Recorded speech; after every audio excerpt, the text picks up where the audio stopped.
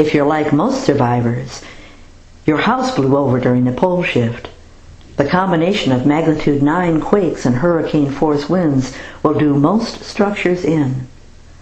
Tents and makeshift shelters can keep out the rain and snow, but give some thought to making a replacement home out of the junk lying around.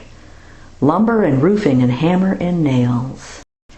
Ah yes, that brings us to another survival tip. Hand tools. Forget your power tools, the grid will be down, and fuel for generators will run out. You can get hand tools at garage sales and even purchase them new from some sites. Remember, in the old days, hand tools were all that existed and homes went up, lumber was cut, and carriages and furniture were built.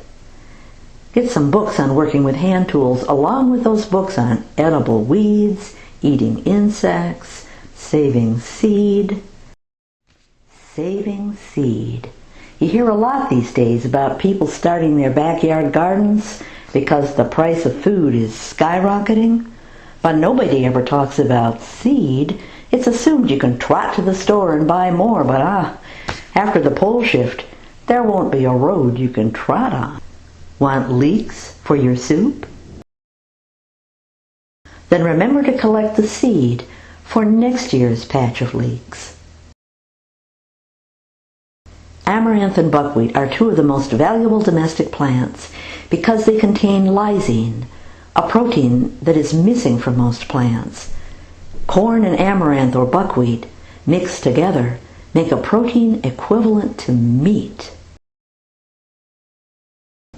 Amaranth is entirely edible too, the leaves as well as the tiny seeds, which are treated like a grain in South America.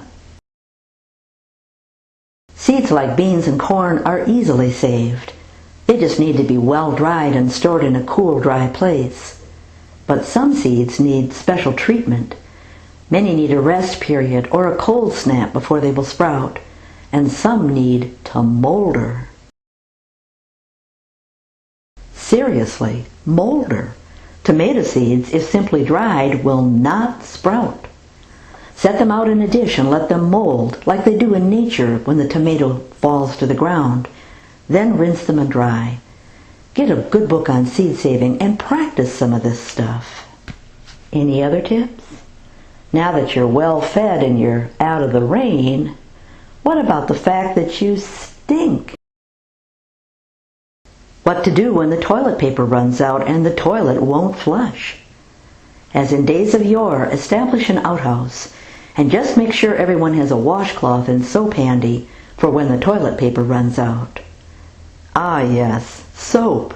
The recipe for soap is simple. Run water through some ashes to obtain lye and boil this on the stove with animal fat.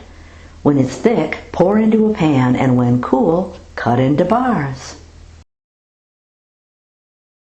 At a loss for lights? The grids will be down and generators powered by gasoline won't run for long. For the Zetas, relying on wind or water power is best. And windmills can be made from old car parts and boards or scrap metal. One of the best designs is a Gervania's wind turbine design shown here. When the paddles are laid horizontally, so only the top paddle is above the ground catching the wind, this is called a Nebraska-type windmill. Whether rotation is from wind or water, what is needed to convert this motion to electricity is an alternator. Coiled wire around a permanent magnet. That translates motion into an electric current. Cars have these. Electric drills have these. They're both handy after the pole shift. Another very important tip is to keep the voltage low for light bulbs. Light bulbs can last 100 years or more if this is the case, per an experiment that has been running since 1901 for a light bulb kept at only 4 watts.